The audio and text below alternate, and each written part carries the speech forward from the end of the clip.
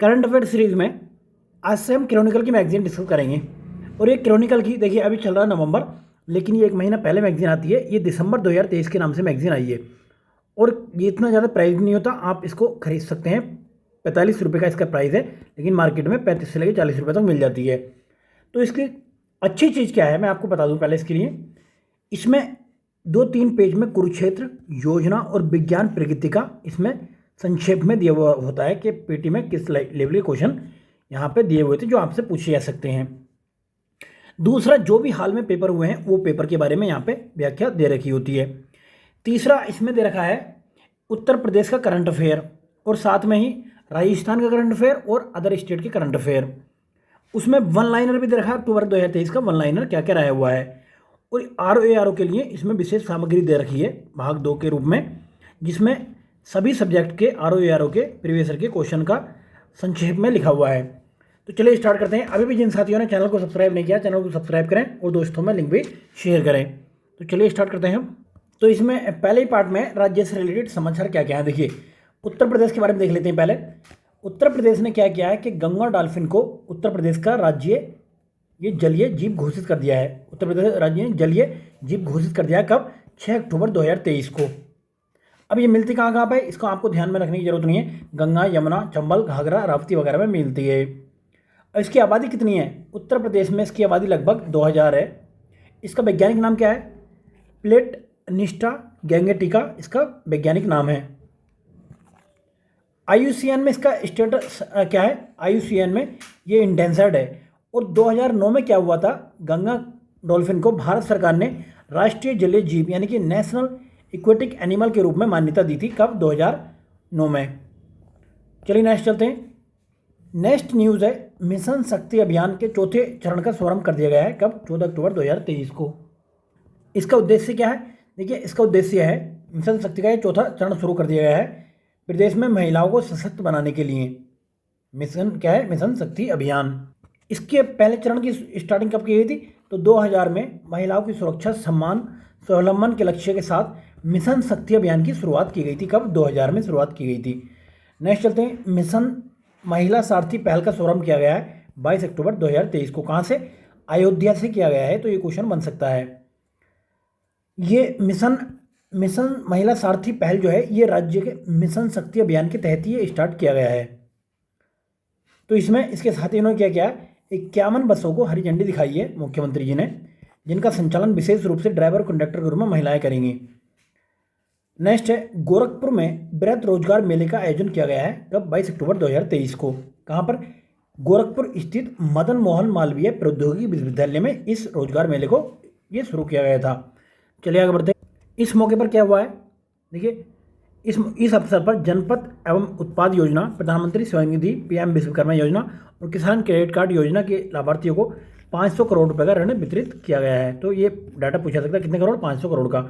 साथ ही Baroda UP bank द्वारा ये प्रदान किया गया है। चलिए नेक्स्ट चलते हैं। लखनऊ में नौसेना के शौर्य संग्रहालय का निर्माण किया जाना है। कहाँ पे? ये पूछा सकता है। हाल ही में नौसेना के शौर्य संग्रहालय का निर्माण कहाँ किया जाएगा? ये लखनऊ में किया जाएगा। ये इतना देख लो काफ़ी है। चलिए आगे बढ़ते हैं। नेक्स्ट न्यूज़ है 3 दिवसीय देखिए श्री अन्न महोत्सव बनाया गया है। तो ये पूछा सकता है हाल ही में श्री अन्न महोत्सव यूपी में कहाँ बनाया गया है? तो यूपी में लखनऊ में बनाया गया है ये। नेक्स्ट है हापुड़ में 136 करोड़ रुपए की 102 विभिन्न परियोजनाओं का लोकार्पण किया गया है। तो आपको पता होना चाहिए हापुड़ जो है ये उत्तर प्रदेश का सबसे छोटा डिस्ट्रिक्ट है जो वेस्टर्न यूपी में पड़ता है। चलिए आगे बढ़ते हैं। नेक्स्ट है देखिए बुलंदशहर में भी 256 विकास परियोजनाओं का लोकार्पण किया गया है। नेक्स्ट है गोरखपुर में दूध एवं दूध उत्पाद परियोजना का लोकार्पण किया गया। कहाँ पे? ये डिस्ट्रिक्ट पूछा सकता है, गोरखपुर में किया गया है ये। चलिए नेक्स्ट चलते हैं। उत्तर प्रदेश श्रम शक्ति में महिलाओं की भागीदारी 17.9% बढ़ गई है। अभी कितनी हो गई ये देखना है। तो PLFS यूपी में कितना हो गया? तो ये हो गया 32.10%। तो यानी 32.10% ये हो गया है। वहीं पर अगर भारत की बात करें तो भारत में कितना है? भारत में 39.80% है ये। चलिए नेक्स्ट चलते हैं। नेक्स्ट है 35वीं अखिल भारतीय डॉग कुश्ती प्रतियोगिता। ये कहाँ पे की गई? ये लखनऊ में इसका आयोजन हुआ था। तो इसमें 11 राज्यों के 95 खिलाड़ियों ने भाग लिया था। इस प्रतियोगिता में एक तो फ्री स्टाइल और एक ग्रीको रोमन के विभिन्न भार के मुकाबले हुए थे। तो इसमें अगर बात की जाए ग्रीको रोमन कुश्ती में उत्तर प्रदेश के अमलेश और फ्री स्टाइल कुश्ती में उत्तर प्रदेश के संजय राव को सर्वश्रेष्ठ खिलाड़ी घोषित किया गया। तो दो नाम आपको पता होने चाहिए। इस प्रतियोगिता में क्या हुआ है कि 7 स्वर्ण, 6 रजत और 4 कांस्य पदकों के साथ में उत्तर प्रदेश सर्वाधिक पदक प्राप्त किए उत्तर प्रदेश ने। इसका एक बार नाम और देख लो। 35वीं अखिल भारतीय डाक कुश्ती प्रतियोगिता का आयोजन कहाँ पर हुआ? लखनऊ में हुआ। 11 राज्यों ने पार्टिसिपेट किया इसमें जो है अमलेश और संजय ने सर्वश्रेष्ठ खिलाड़ी के रूप में ये घोषित हुए हैं। इसमें यूपी का प्रदर्शन सबसे अच्छा रहा। पहले नंबर पर यूपी रहा है 7, 6, 4। क्लियर है। दूसरे नंबर पर इसमें हरियाणा रहा है 5, 5 और 3 के साथ में, यानी कि 13 पदक। और ये यूपी के कितने थे? यूपी ने टोटल पदक जीते थे 17। चलिए नेक्स्ट चलते हैं। भदोही में क्या हुआ है? अंतर्राष्ट्रीय कालीन मेले का आयोजन किया गया है। तो ये पूछा सकता है हाल ही में यूपी के किस शहर में, किस जगह पर अंतर्राष्ट्रीय कालीन मेले का आयोजन किया गया है? तो हम जानते हैं कि कालीन के लिए भदोही काफ़ी फेमस है। तो यहाँ पे 45वें अंतर्राष्ट्रीय कालीन मेले का उद्घाटन किया गया है। किसके द्वारा? ये मुख्यमंत्री योगी आदित्यनाथ द्वारा। चलिए नेक्स्ट चलते हैं। नेक्स्ट एक न्यूज़ है, जेवर हवाई अड्डे के पास में अत्याधुनिक मेडिटेक पार्क का विकास किया जाएगा। तो पूछा जा सकता है हाल ही में किस एयरपोर्ट के पास में, कहाँ पर अत्याधुनिक मेडिटेक पार्क बनाया जाएगा? तो जेवर हवाई अड्डे के पास में बनाया जाएगा ये। उसके साथ में अगर बात की जाए, उत्तर प्रदेश सरकार द्वारा ललितपुर में एक फार्मास्यूटिकल पार्क बनेगा और पीलीभीत में एक बायोटेक पार्क भी विकसित किया जाएगा। तो ये दो नाम भी आप पता होने चाहिए। चलिए आगे चलते हैं। नेक्स्ट कुछ घटनाक्रम है। देखिए मेथी द्वारा क्या किया गया है कि ये राष्ट्रीय इलेक्ट्रॉनिक्स और सूचना प्रौद्योगिकी संस्थान और गोरखपुर में रोबोटिक प्रोसेस ऑटोमेशन यानी कि आरपीएल लैब का उद्घाटन किया गया है। कहाँ? गोरखपुर में। चलिए नेक्स्ट चलते हैं।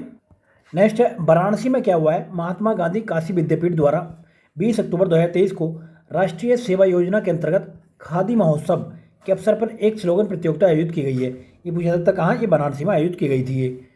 चलिए नेक्स्ट चलते हैं। नेक्स्ट एक न्यूज़ है, ताज महोत्सव की तर्ज पर आगरा के शिल्पग्राम में ताज कार्निवल का आयोजन किया जा रहा है। कहाँ पे? ये आगरा में किया जा रहा है ये भी। चलिए नेक्स्ट है, उत्तर प्रदेश सरकार ने अक्टूबर 2023 से दिसंबर 2023 तक 3 महीने की अवधि के दौरान श्री अन्न के लिए अपना खरीद लक्ष्य बढ़ाकर कितना कर दिया? 5.8 लाख मीट्रिक टन कर दिया गया है। तो डायरेक्ट फैक्ट पूछ लिया जाता है। नेक्स्ट स्टेट का देख लेते हैं। उत्तराखंड के बारे में क्या न्यूज़ में रहा था? तो इसमें द विटल्स ऑफ गंगा फेस्टिवल का आयोजन किया गया। कहाँ पे? ये ऋषिकेश में किया गया है। उत्तराखंड के ऋषिकेश में इसका आयोजन किया गया है। उद्देश्य क्या था? इसका उद्देश्य था बीटल्स आश्रम को राष्ट्रीय और अंतर्राष्ट्रीय पटल पर पहचान दिलाना है। नेक्स्ट है, उत्तराखंड में रोजगार प्रयाग पोर्टल लॉन्च किया गया। तो पूछा सकता है हाल ही में किस राज्य द्वारा रोजगार प्रयाग पोर्टल, तो प्रयाग से प्रयागराज में समझ जाना, उत्तराखंड में ये स्टार्ट किया गया है, देहरादून में। नेक्स्ट चलते हैं। उत्तरकाशी जिले में काले गेहूं की खेती की जाएगी। अब बस ये देख लो कौन सा जिला है, ये पूछा जा सकता है, उत्तरकाशी जिला है। नेक्स्ट है, सृष्टि लखेरा को फिल्म एक था गांव के लिए राष्ट्रीय फिल्म पुरस्कार में अवार्ड दिया है। इसके लिए देखिए एक था गांव के लिए बेस्ट नॉन फीचर फिल्म की कैटेगरी में राष्ट्रीय फिल्म पुरस्कार से सम्मानित किया गया है। किसको? सृष्टि लखेरा को। चलिए आगे बढ़ते हैं। अब नेक्स्ट न्यूज़ देख लेते हैं। बिहार में क्या है? बिहार के चौथे कृषि रोड मैप, जो चौथा कृषि रोड मैप है, कब से कब तक है? ये 2023 से 28 तक है। तो इसका शुभारंभ किया गया है।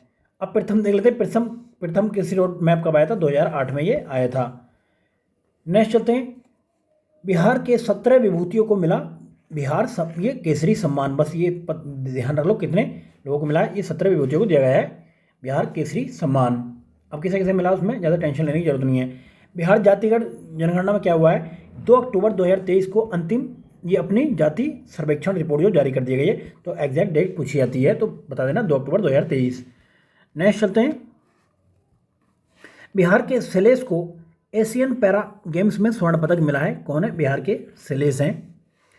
तो इन्हें जो है पैरा एथलेटिक्स शैलेश कुमार ने चीन में चल रहे एशियन पैरा गेम्स में ऊंची कूद में, इनका खेल भी पूछा सकता है, बिहार में कोई एग्जाम होगा तो ऊंची कूद में स्वर्ण पदक इन्होंने जीता है। कहाँ के? जमुई जिले के रहने वाले हैं ये। अभी चल कहाँ रही है? एशिया पैरा गेम्स कहाँ चल रहे थे? अभी तो संपन्न हो चुके हैं। तो चीन के हांगझू में ये चल रहे थे। नेक्स्ट चलते हैं। नेक्स्ट है, बरौनी रिफाइनरी को सर्वश्रेष्ठ रिफाइनरी का पुरस्कार दिया गया है। नेक्स्ट है, सुपौल त्रिवेणीगंज में प्रधानमंत्री जन औषधि केंद्र का शुभारंभ किया गया है। उसके साथ ही बिहार में पहली बार ट्रेवल एंड टूरिज्म फेयर का आयोजन किया गया है। कहाँ पे? ये पटना में किया गया है। चलिए आगे बढ़ते हैं। नेक्स्ट न्यूज़ है, बिहार के पूर्व मंत्री और सामाजिक कार्यकर्ता परवीन अमानुल्लाह का निधन हो गया है। तो किस पद पर थे? पूर्व समाज कल्याण मंत्री रह चुके हैं ये। तो ये पूछा सकता है ये कौन से मंत्री थे? तो पूर्व समाज कल्याण मंत्री थे, जिनका अभी हाल ही में निधन हो गया है। पटना विश्वविद्यालय का कौन सा स्थापना दिवस मनाया गया? ये 107वां स्थापना दिवस मनाया गया है। नेक्स्ट है, बिहार में विश्व प्रसिद्ध पितृपक्ष मेला, ये पक्ष मेला कहाँ पर लगा है? तो बिहार के गया में ये शुरू हुआ है। नेक्स्ट चलते हैं, झारखंड में देख लेते हैं क्या चीज़ चर्चा में रही है। तो सरकारी स्कूलों के छात्रों के लिए लर्निंग ऐप एक लॉन्च किया गया है जय गुरुजी के नाम से, जैसे झारखंड और गुरुजी, तो आप पता लगा लो कि झारखंड का है ये। इसके साथ ही इन्होंने क्या किया है, इस ऐप पर 1 से 12वीं तक की सभी किताबों को उपलब्ध करा दिया गया है। उस साथ में एनसीईआरटी की सारी किताबें अपलोड कर दी गई हैं। नेक्स्ट चलते हैं। नेक्स्ट है, वरिष्ठ पत्रकार राजीव पांडे को मिला लाडली मीडिया अवार्ड। तो पूछा सकता है कि किन्हें जो हाल ही में लाडली मीडिया अवार्ड दिया गया है, तो ये राजीव पांडे को दिया गया है। नेक्स्ट है, झारखंड में ए हेल्थ कार्यक्रम का शुभारंभ किया गया है। तो पूछा सकता है हाल ही में किस राज्य द्वारा ए हेल्थ कार्यक्रम का मतलब शुभारंभ किया गया है? तो ये झारखंड द्वारा किया गया है। ए हेल्थ में क्या है, ये प्रोग्राम का उद्देश्य क्या है? महिलाओं को मान्यता प्राप्त एजेंट के रूप में शामिल करके सशक्त बनाना है। चलिए नेक्स्ट चलते हैं। इंस्पायर अवार्ड के लिए आइडिया देने में झारखंड का जो 6ठा नंबर है, बस ये याद रखो कितना नंबर है, झारखंड का 6ठा स्थान है। नेक्स्ट देख लेते हैं मध्य प्रदेश से रिलेटेड इस महीने में क्या न्यूज़ इंपॉर्टेंट रही। तो देखिए, हॉर्टिकल्चर कॉलेज का शिलान्यास किया गया, कहाँ पे? मध्य प्रदेश के मुरैना में ये किया गया है। किस जगह? रानी लक्ष्मीबाई केंद्रीय कृषि विश्वविद्यालय झांसी मतलब के अंतर्गत मुरैना जिले की पोरसा तहसील के ग्राम रतन बसई में स्थापित होने वाले हॉर्टिकल्चर कॉलेज का शिलान्यास किया गया है। नेक्स्ट चलते हैं, चलित दीनदयाल रसोई केंद्र, राजस्थान की तर्ज पर यहाँ पर ये चलित दीनदयाल रसोई केंद्र का स्टार्टिंग किया गया है। कहाँ पे? मध्य प्रदेश में। तो पूछा सकता है हाल ही में दीनदयाल रसोई केंद्र कहाँ पे स्टार्ट किया गया है? तो मध्य प्रदेश में स्टार्ट किया गया है। वो भी भोपाल के स्मार्ट पार्क से चलित दीनदयाल रसोई केंद्र को झंडी दिखाकर रवाना किया। कहाँ से? भोपाल से। ये पूछा जा सकता है कि कौन से शहर से? तो भोपाल से मतलब ये उसका जो शुभारंभ किया गया है। नेक्स्ट चलते हैं, राष्ट्रीय किशोर कुमार एवं राष्ट्रीय लता मंगेशकर सम्मान देने की घोषणा की गई, किसके द्वारा? मध्य प्रदेश के द्वारा। मध्य प्रदेश संस्कृति विभाग ने दिए हैं। 2022 के लिए राष्ट्रीय किशोर कुमार सम्मान प्रसिद्ध अभिनेता धर्मेंद्र को दिया गया है और राष्ट्रीय लता मंगेशकर सम्मान संगीत निर्देशक उत्तम सिंह को प्रदान किया गया है। तो दोनों ये नाम आपको पता होने चाहिए, धर्मेंद्र और उत्तम सिंह। चलिए नेक्स्ट चलते हैं। नेक्स्ट है, हिमांगी हवलदार को मिला इनोवेशन का राष्ट्रीय पुरस्कार। तो कहाँ की हैं? छत्तीसगढ़ की रहने वाली हैं ये। इन्होंने क्या इन्होंने एक ऐसी डिवाइस तैयार की है जो उबलते हुए दूध को गिरने से रोकेगी।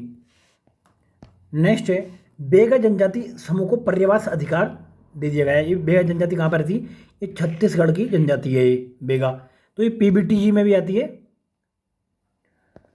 अब इससे पहले कौन सी जनजाति जिसे ये मतलब इस समुदाय का अधिकार दिया गया था? तो इससे पहले कमर समुदाय था, उसको दिया गया था। उसके बाद ये दूसरा समुदाय बन गया है जिसको ये पर्यावास अधिकार जो है मिला है बेगा ये जनजाति को।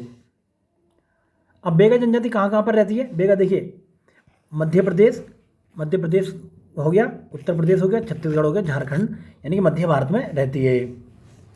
चलिए नेक्स्ट चलते हैं। नेक्स्ट है, हाल ही में कौन से स्टेट ने कुक्कुट पालन प्रोत्साहन योजना स्टार्ट की है? तो ये छत्तीसगढ़ ने स्टार्ट की है। इसमें क्या क्या है?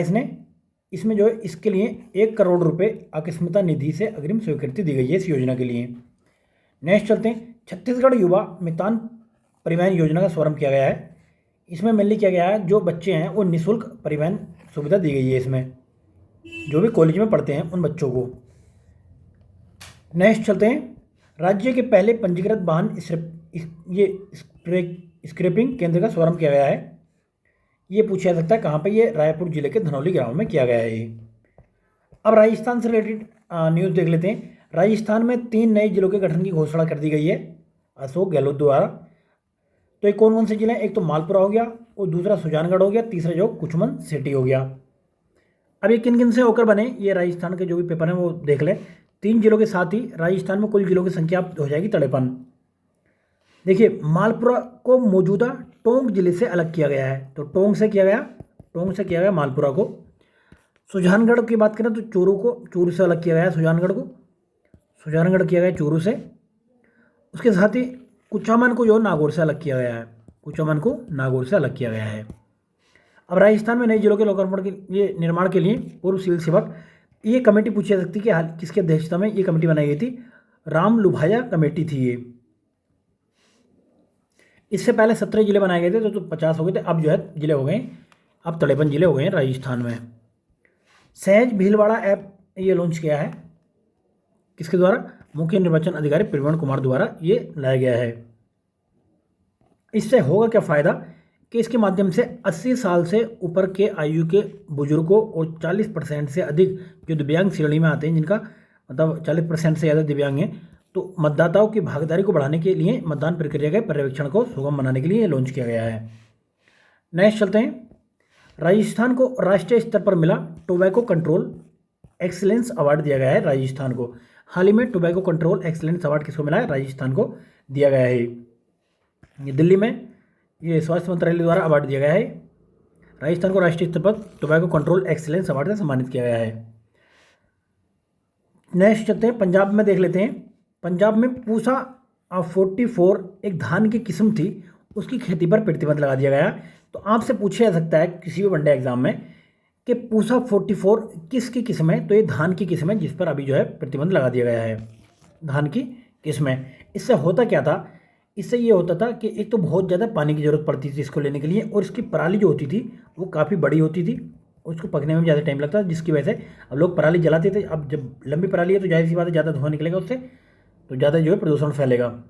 तो ऐसी किस्म तैयार करें जिससे कि कम टाइम में तैयार हो जाए फसल और कम से कम पराली हो, यानी छोटे से छोटा पौधा हो और उत्पादन ज़्यादा देना चाहिए हो। चलिए नेक्स्ट चलते हैं। तो ये देखिए, ये IARI ने बनाई थी, ये भारतीय कृषि अनुसंधान संस्थान यानी कि इंडियन एग्रीकल्चर रिसर्च इंस्टीट्यूट ने 3 वर्ष पूर्व ही ये पूसा 44 के ब्रीडर बीज के उत्पादन को बंद कर दिया गया था। अब हरियाणा में देख लेते हैं। राज्य स्तरीय सांझी उत्सव 2023 का आयोजन किया गया है। तो किसके द्वारा? ये हरियाणा कला और संस्कृति कार्य विभाग ने हरियाणा लोक कला संघ रोहतक के सहयोग से संयुक्त रूप से राज्य स्तरीय सांझी 2023 उत्सव किया गया। देखिए हरियाणा से लगने वाले जो भी बॉर्डर स्टेट हैं वहाँ पर जाहिर सी बात तक एक सी संस्कृति पाई जाती है, तो उन्हीं को मतलब ध्यान में रखते हुए इसमें कौन कौन से? पंजाब है, हरियाणा है, पश्चिमी उत्तर प्रदेश का भाग है, उसमें नवरात्रि हो गया है ना, सांझी उत्सव के रूप में मनाया जाता है। नेक्स्ट चलते हैं। आयुष्मान भारत चिरायु हरियाणा योजना में महेंद्रगढ़ जिला जो पहले स्थान पर आ गया, तो ये हरियाणा वाले नोट कर लें इसको। चलिए नेक्स्ट चलते हैं। नेक्स्ट न्यूज़ है, ग्रामीण संवर्धन कार्यक्रम के तहत 10 नए कार्यक्रम को मंजूरी दे दी हरियाणा सरकार द्वारा। बस इसमें ज़्यादा कुछ देखने की जरूरत नहीं है। नेक्स्ट है, अब दिल्ली के बारे में देख लेते हैं।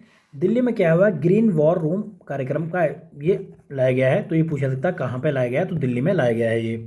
कब? 3 अक्टूबर 2023 को ग्रीन वॉर रूम लॉन्च करके वायु प्रदूषण के खिलाफ लड़ाई में एक महत्वपूर्ण कदम उठाया गया है। अभी क्या है?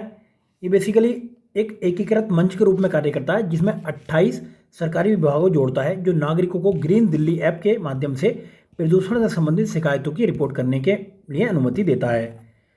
नेक्स्ट चलते हैं, अब पूर्वोत्तर राज्यों से रिलेटेड न्यूज़ देख लेते हैं। हाई स्पीड इकोनॉमिक कॉरिडोर सड़क परियोजना बनाई जा रही है। ये पूछा सकता है कौन से स्टेट में? तो ये आसाम में बनाई जा रही है। कितनी है इसकी लंबाई? 1000 किलोमीटर की लंबाई है इसकी। चलिए नेक्स्ट चलते हैं। नेक्स्ट है, ये पूछा सकता है ओरोनोडोई 2.0 लॉन्च किया है किसके द्वारा? ये आसाम सरकार द्वारा ये लॉन्च किया गया है। ये क्या है? ओरोनोडोई 2.0 योजना। इसका उद्देश्य क्या है? राज्य में 17 लाख महिलाओं की आर्थिक मदद करना है इसका मेनली उद्देश्य है। इस योजना के तहत महिलाओं को हर महीने उनके बैंक खाते में 1200 रुपये मिलेंगे। तो पूछा सकता है कितने रुपए की मदद की जाएगी? 1200 रुपये की। ये किस स्टेट से रिलेटेड है? तो ये आसाम से रिलेटेड है। इनमें कौन कौन महिलाएं शामिल होंगी? विधवा, तलाकशुदा, अविवाहित महिलाओं को प्राथमिकता दे दी जाएगी इसमें। नेक्स्ट है दक्षिण भारतीय राज्यों की न्यूज़ देख लेते हैं। केरल में 3D प्रिंटेड इमारत का उद्घाटन किया गया है। तो पूछा जा सकता है क्योंकि लास्ट जो एग्जाम हुआ था तो उसमें पूछा गया है, राजस्थान के भी एग्जाम में पूछा गया था कि हाल ही में 3D प्रिंटेड एक था डाकघर, वो पूछा था। तो ये केरल में ये किया गया है। ये 3D प्रिंटेड इमारत। अब इस इमारत का निर्माण चेन्नई स्थित स्टार्टअप त्वास्टा द्वारा किया जाएगा। नेक्स्ट देखिए 2023 में देश का पहला 3D डाकघर बेंगलुरु में खोला गया था। तो ये क्वेश्चन पूछा था आरपीएससी में, आरपीएससी 2023 की प्री में पूछा गया है क्वेश्चन ये। नेक्स्ट चलते हैं, देखिए हाल ही में किस सरकार द्वारा जेलों में अप्राकृतिक मृत्यु वाले कैदियों के परिजनों को मुआवजा दिया जाएगा। तो 7 लाख रुपए दिए जाएंगे। इसमें कर्नाटक सरकार की अच्छी पहल स्टार्ट हुई है। नेक्स्ट चलते हैं, नेक्स्ट देखिए मुलुगु में संपक्का सरक्का केंद्रीय जनजाति विश्वविद्यालय की स्थापना की जा रही है। कहाँ? मुलुगु में। अब ये है कहाँ पर? तो ये तेलंगाना में है। ये तेलंगाना के मुलुगु में संपक्का सरक्का केंद्रीय जनजाति विश्वविद्यालय की स्थापना को मंजूरी दे दी गई है। अब इसका नाम, ये नाम किसके नाम पर रखा गया? आदिवासी देवी संपक्का और ये सरक्का के सम्मान में इसका नाम जो ये रखा गया है। नेक्स्ट चलते हैं, अब राष्ट्रीय न्यूज़ देख लेते हैं। तो इसमें पहली न्यूज़ है, देखिए आपने देखा होगा सुप्रीम कोर्ट ने समलैंगिक विवाह को मान्यता देने से इनकार कर दिया गया था। तो ये पूछा जा सकता है कि कितने जजों की पीठ थी? 5 सदस्यीय संविधान की पीठ थी ये। अब ये केस का नाम पूछा सकता है। तो केस का नाम था सुप्रियो या सुप्रिया चक्रवर्ती वे अन्य बनाम भारत संघ, इस केस का नाम था। इसमें साथ ही क्या कहा है? इसमें कहा गया है कि समलैंगिक विवाह को मौलिक अधिकार मानने से भी इनकार कर दिया गया कोर्ट के द्वारा।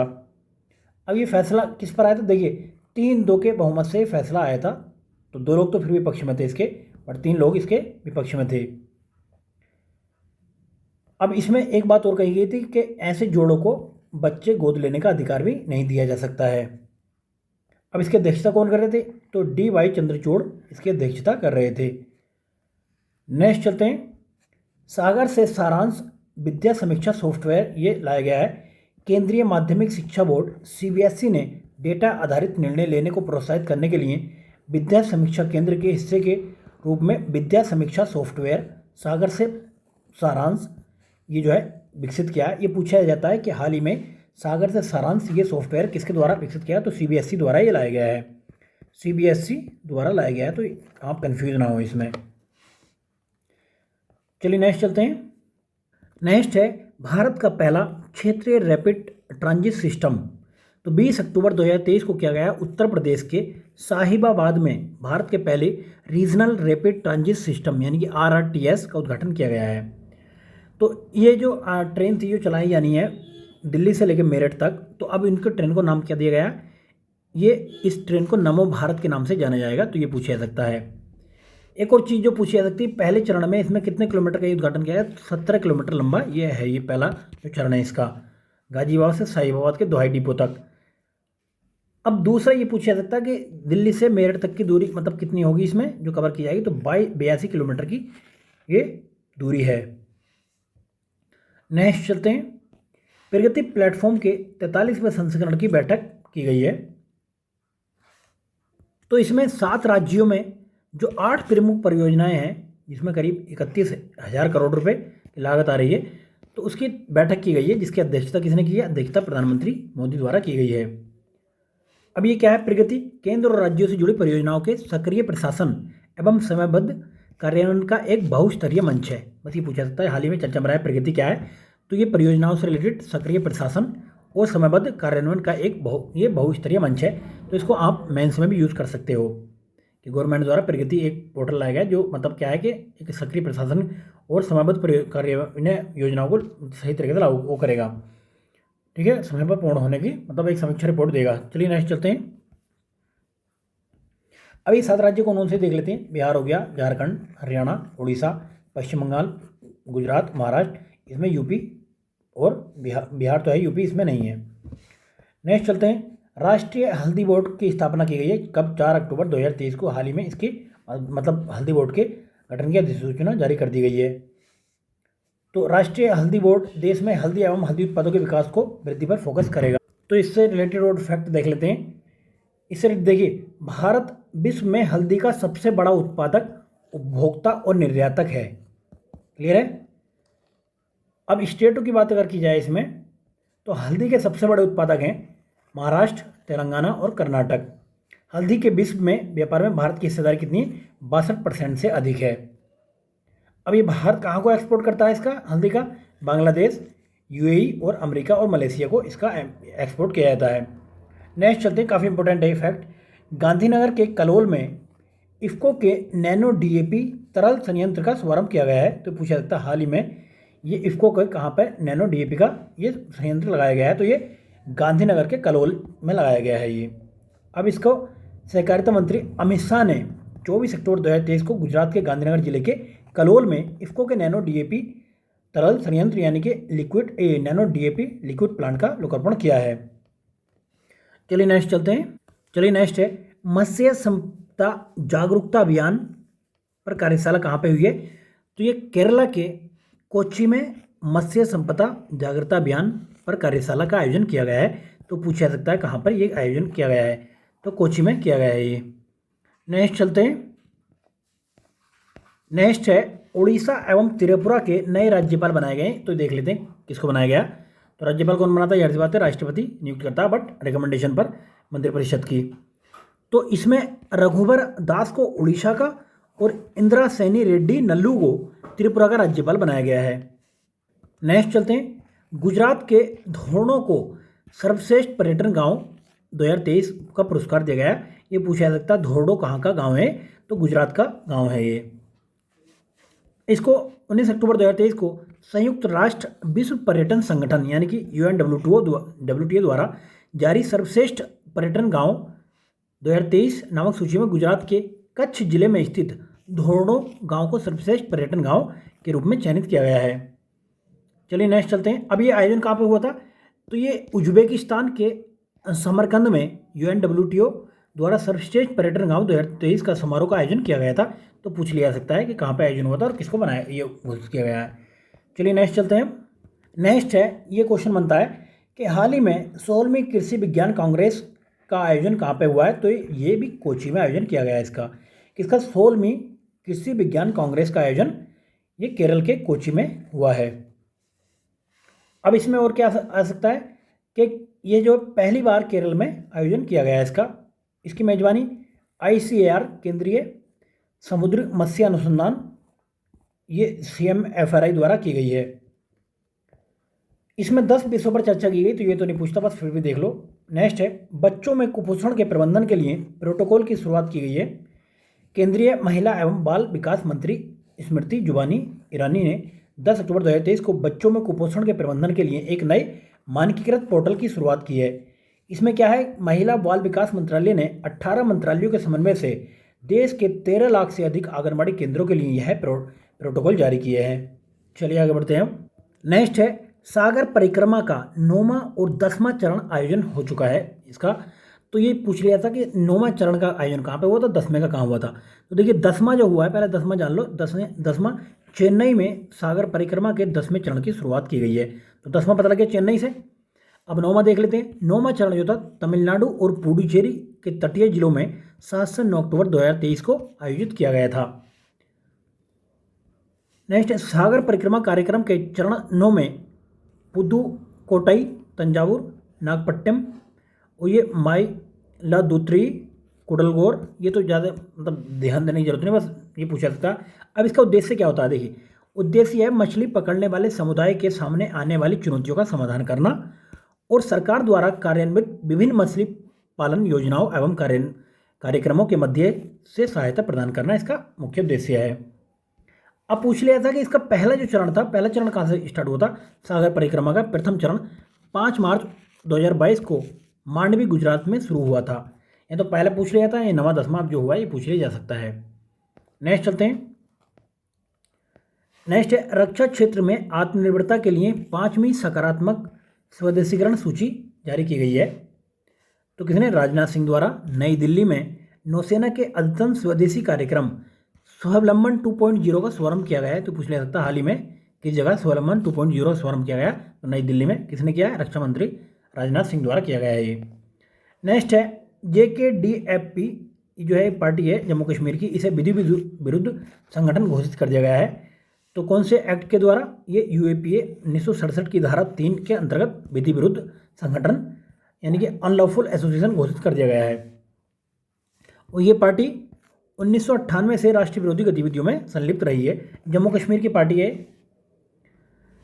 नेक्स्ट है JKDFP के सदस्यों ने भारत में सदैव अलगाववाद और आतंकवादी कृत्यों को बढ़ावा दिया है। तो ये तो जरूर नहीं, बस वही फैक्ट ये पूछा जा सकता है कि कहाँ की है और कब से इसमें एक्टिव थी। चलिए आगे बढ़ते हैं। नेक्स्ट एक न्यूज़ है, रक्षा लेखा विभाग के 276वें वार्षिक दिवस समारोह का आयोजन किया गया है। कहाँ पे? ये किया गया है दिल्ली में। तो पूछ लेता था, हाल ही में राजनाथ द्वारा अक्टूबर 2023 को दिल्ली छावनी में आयोजित रक्षा लेखा विभाग के 276वें वार्षिक दिवस समारोह के दौरान कई डिजिटल पहलों की शुरुआत की गई है। कौन कौन सी पहल हैं इसमें? एक तो ये देख लेते हैं, देखिए रक्षा मंत्रालय द्वारा एकीकृत वित्त डैशबोर्ड, ये डैशबोर्ड क्या नाम है? इसका सारांश नाम है। रक्षा मंत्रालय के लिए खातों, बजट और व्यय का सारांश देगा सारांश नाम से। बिल सूचना एवं कार्य विश्लेषण प्रणाली विश्वास के नाम से, और ई रक्षा आवास पहल भी लॉन्च की गई है। यहाँ पे सारांश बता दिया हमने, उसके साथ ही विश्वास एक डैशबोर्ड है। तीसरा ई रक्षा आवास है, किससे रिलेटेड है? तो रक्षा मंत्रालय से रिलेटेड है। नेक्स्ट है राष्ट्रीय जलमार्ग 44 इच्छामती नदी पर ड्रेजिंग कार्य स्टार्ट कर दिया गया है। तो कहाँ पर ये नदी, ये फिर ये राष्ट्रीय जलमार्ग 44 कहाँ पर है? तो ये है आपका पश्चिम बंगाल में राष्ट्रीय जलमार्ग 44 इच्छामती नदी पर ड्रेजिंग कार्य का उद्घाटन किया गया है। तो ये पूछ लिया जा सकता है कि कहाँ की है, ये कौन सा ये मतलब जलमार्ग है, ये कहाँ पर है। चलिए नेक्स्ट चलते हैं। GST परिषद के अपीलीय न्यायाधिकरण के अध्यक्ष के लिए आयु सीमा बढ़ा दी गई है। तो कितनी की गई है? देखिए अध्यक्ष के लिए जो आयु सीमा है, अध्यक्ष के लिए 70 कर दी गई है, पहले कितनी थी? 67 थी। वहीं सदस्य के लिए कितनी है? सदस्य के लिए अब 67 कर दी है, पहले इसके लिए 65 हुआ करती थी। तो ये देखिए अध्यक्ष का कार्यकाल 70 वर्ष की आयु तक हो सकता है, जो पहले 67 वर्ष था, जबकि सदस्य की बात करें तो 65 से बढ़ाकर 67 कर दिया गया है। चलिए नेक्स्ट चलते हैं। नेक्स्ट है NCDC की 89वीं सामान्य परिषद की बैठक अभी हुई है। ये पूछ लिया सकते कहाँ पर हुई है? नई दिल्ली में आयोजन किया गया है इसका। केंद्रीय मंत्री और सहकारिता मंत्री अमित शाह ने राष्ट्रीय सहकारी विकास निगम यानी कि NCDC की 89वीं सामान्य परिषद की बैठक को संबोधित किया था। ये पूछा जा सकता है कि किसने किया था, कहाँ पे आयोजित हुई है, कौन से नंबर की बैठक थी। NCDC क्या है? देखिए एक सांविधिक निगम है, इसकी स्थापना NCDC अधिनियम 1962 के माध्यम से की गई थी। यह सहकारिता मंत्रालय के अधीन कार्य करती है। ये UPSC में भी कभी कभी क्वेश्चन पूछ लिया जाता है। नेक्स्ट चलते हैं। इंडिया स्किल्स 2023-24 के नाम से आए गए, ये गलत लिख दिया। तो ये हुआ क्या है कि केंद्रीय शिक्षा और कौशल विकास एवं उद्यमिता मंत्री धर्मेंद्र प्रधान द्वारा इंडिया स्किल्स 2023-24 लॉन्च किया गया है। इस अवसर पर विश्व कौशल 2022 वर्ल्ड स्किल 2022 विजेताओं को सम्मानित भी किया गया है। अब आपको पता होना चाहिए भारत जो है वैश्विक प्रतिस्पर्धा में कौन से स्थान पर है? 11वें स्थान पर है भारत। नेक्स्ट चलते हैं। गोवा मैरीटाइम कॉन्क्लेव का चौथा संस्करण ये का आयोजन किया गया है। तो भारतीय नौसेना नेवल फॉर कॉलेज गोवा के तत्वाधान में 29 से 31 अक्टूबर 2023 तक गोवा मैरीटाइम कॉन्क्लेव के चौथे संस्करण का आयोजन किया गया है। कहाँ पे? ये गोवा में किया गया है। चलिए नेक्स्ट चलते हैं। अब देख लेते हैं इसकी थीम क्या थी। इसकी थीम थी हिंद महासागर क्षेत्र में समुद्री सुरक्षा, सामान्य समुद्री प्राथमिकताओं को सहयोगात्मक संबंध ढांचे में परिवर्तन करना है। तो कभी कभी थीम भी पूछ ली जाती है। चलिए नेक्स्ट चलते हैं। अब कला संस्कृति से देख लेते हैं। सूफीवाद और कश्मीरियत पर सद्भावना सम्मेलन का आयोजन किया गया। कहाँ पे? ये श्रीनगर में किया गया। तो ये पूछ लिया जाता है। नेक्स्ट चलते हैं। भारतीय भाषा शिखर सम्मेलन का आयोजन हाल ही में कहाँ किया गया? ये नई दिल्ली में आयोजन किया गया। केंद्रीय शिक्षा मंत्रालय द्वारा भारतीय भाषा उत्सव के एक भाग के रूप में 2 दिवसीय प्रौद्योगिकी और भारतीय भाषा शिखर सम्मेलन का आयोजन किया गया है। तो पूछ लिया हाल ही में किस शहर में भारतीय भाषा शिखर सम्मेलन का आयोजन किया गया? तो नई दिल्ली में किया गया है। चलिए नेक्स्ट चलते हैं। इसका उद्देश्य क्या है, उद्देश्य देख लेते हैं एक बार। इसका उद्देश्य है NEP 2020 के दृष्टिकोण के अनुरूप वर्तमान शिक्षा पारिस्थितिकी तंत्र से भारतीय भाषाओं में निहित एक सहज परिवर्तन की सुविधा प्रदान करना और शिक्षा में भारतीय भाषाओं के लिए तकनीकी रूप से उज्ज्वल भविष्य के लिए पाठ्यक्रम निर्धारित करना। नेक्स्ट चलते हैं। अब आर्थिक से रिलेटेड फैक्ट देख लेते हैं इस महीने में कौन कौन से आपके काम के हैं। विश्व सहकारी आर्थिक मंच, इसका मुख्यालय कहाँ पर है? इसका मुख्यालय जो है नई दिल्ली में बनेगा। तो ये नया संगठन है। वैश्विक सहकारी आंदोलन को बढ़ावा देने के प्रयास में नई दिल्ली में सहकारी क्षेत्र के नेताओं और विशेषज्ञों द्वारा विश्व सहकारी आर्थिक मंच की स्थापना की गई है। कहाँ पर? नई दिल्ली में। उद्देश्य क्या है? वैश्विक स्तर पर सहकारी सोच और सहकारी आंदोलन को बढ़ावा देना है, WCEF का। अब इसका मुख्यालय कहाँ होगा? मुख्यालय नई दिल्ली में इसका होगा। नेक्स्ट चलते हैं। ADB ने $400 मिलियन के ऋण को मंजूरी दी गई है। तो $400 मिलियन कहें, 40 करोड़ कहें। अब ये क्या है? देखिए, एशियाई विकास बैंक ने भारत के लिए मंजूरी सतत शहरी विकास और सेवा वितरण कार्यक्रम के उप कार्यक्रम 2 के लिए दी है। नेक्स्ट चलते हैं। नेक्स्ट है EB रेडी इंडिया डैशबोर्ड का शुभारंभ किया गया है। केंद्रीय विद्युत और नवीन एवं नवीकरणीय ऊर्जा मंत्री RK सिंह द्वारा ये नई दिल्ली में EB रेडी इंडिया डैशबोर्ड का शुभारंभ किया गया है। थिंक टैंक OMI फाउंडेशन के नीति और उद्योग विशेषज्ञों द्वारा विकसित यह डैशबोर्ड एक निःशुल्क डिजिटल प्लेटफॉर्म होगा। इसमें क्या होगा? यह डैशबोर्ड लोगों को चार्जिंग स्टेशनों का स्थान, गंतव्य तक पहुंचने से पहले चार्जिंग स्थान बुक कराने में सक्षम बनाता है। चलिए नेक्स्ट चलते हैं। नेक्स्ट है भारतीय एरोस्पेस क्षेत्र में प्रतिभा विकास हेतु समझौता किया गया है। किस किसके द्वारा?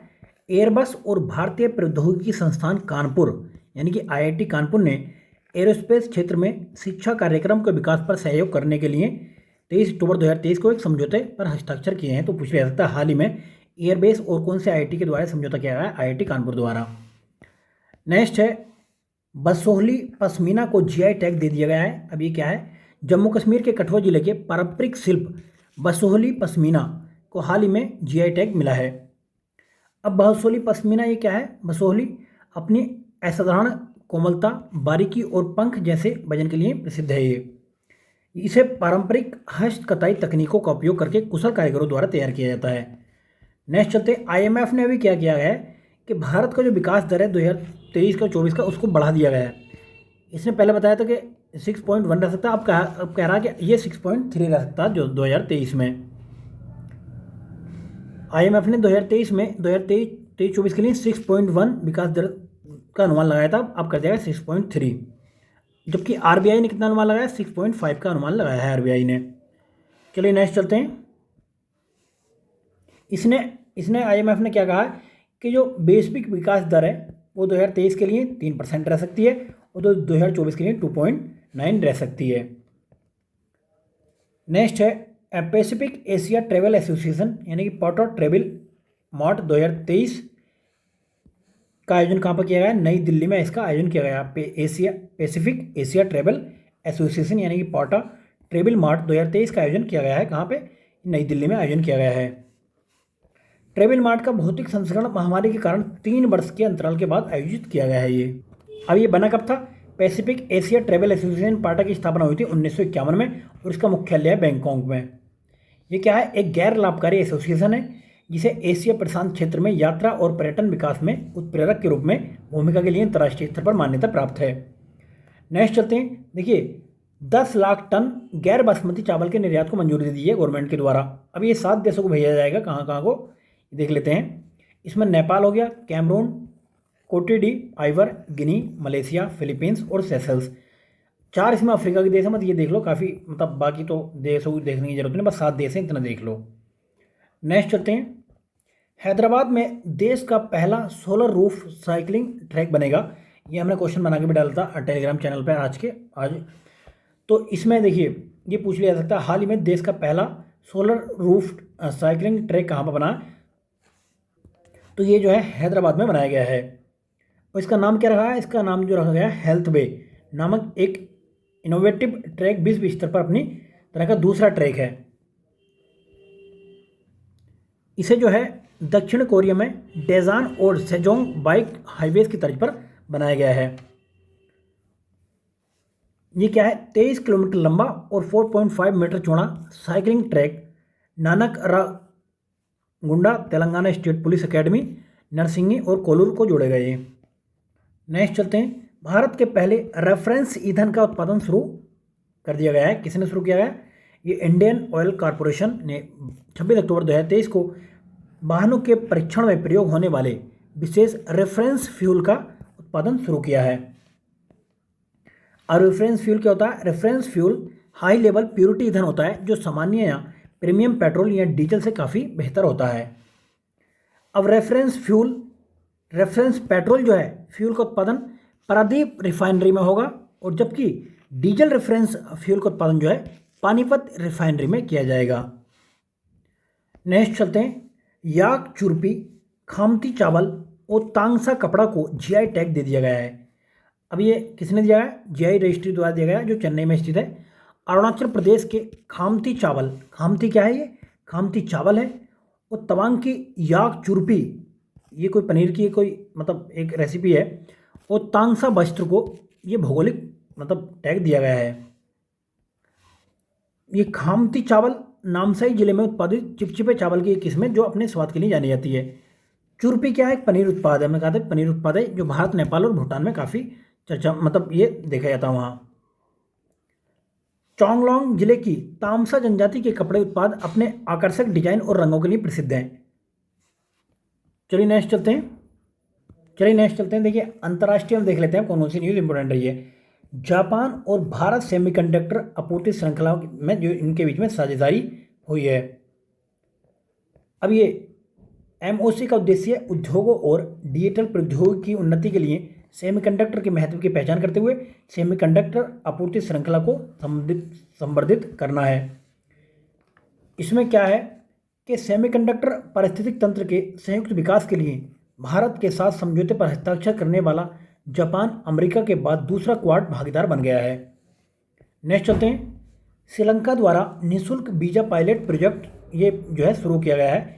कौन कौन से देशों को? 7 देशों के लिए इसने जो ये अनुमति दी है। भारत, रसिया, चाइना, मलेशिया, जापान, इंडोनेशिया और थाईलैंड के नागरिकों को निःशुल्क वीज़ा देने के लिए पायलट परियोजना शुरू की गई है। तो हुआ क्या कि आपने देखा होगा श्रीलंका में संकट आया था, उसके बाद से अर्थव्यवस्था पूरी चरमरा गई थी। अब ये पर्यटन उद्योग देश है, तो अब यहाँ पे जो पर्यटन को बढ़ावा देने के लिए, पर्यटन को प्रोत्साहित करने के लिए ये जो इन्होंने ये मतलब कदम उठाया है। नेक्स्ट है, सुल्तान इब्राहिम बने मलेशिया के नए राजा।